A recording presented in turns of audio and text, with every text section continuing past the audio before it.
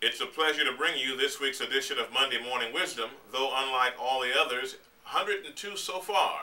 This one is not in written form, but is a video. We'll be using video formats from now on. After all, perhaps you can get through a 2 or 3 minute video faster during your workday than the time it takes to perhaps print something we send you in written form.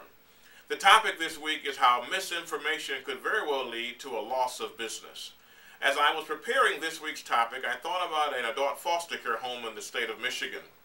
And a client of mine who we had assisted in program development matters was told by a licensing personnel that they could only serve persons who could pay for room and board and related care with their supplemental Social Security. And so that she should make sure that she understood that she would never earn more than about $700 per head in this urban assisted living residence.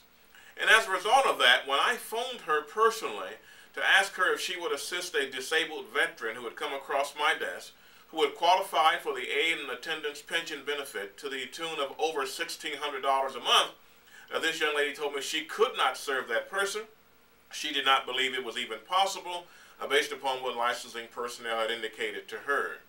Now, I pass no blame in this situation. That's not the purpose of Monday Morning Wisdom.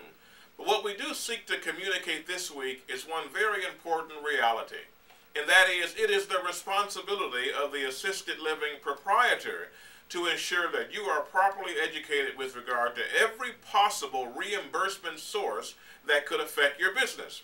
For example, I take a lot of time in reading manuals like this on how to apply for the aid and attendance pension benefit for disabled veterans. What amount could that person qualify for, or perhaps their surviving spouse, or even a couple? But the reality is that the more we know from an administrative perspective, the more people we can serve. The veteran I'm talking about in this Monday Morning Wisdom qualified, by the way, for $1,644 per month just from the aid and attendance program.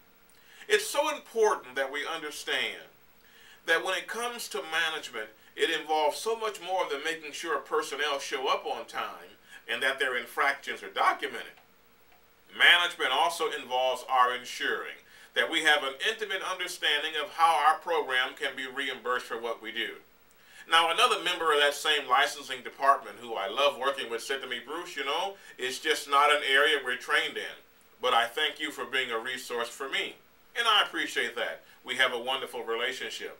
But the responsibility does not fall on licensing personnel to make sure your business model is profitable.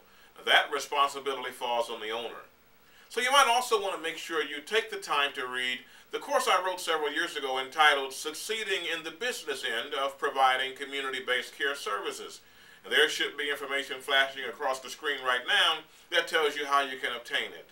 Every resource that we can take advantage of that ensures that we can be reimbursed for the most important work that we do, caregiving for another human, must be explored by you and must be made a part of your professional library as you keep your business equipped.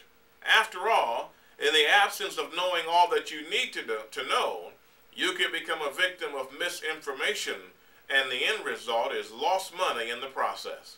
Thanks for playing along this week, February 1st, 2010. I look forward to speaking with you on February the 8th.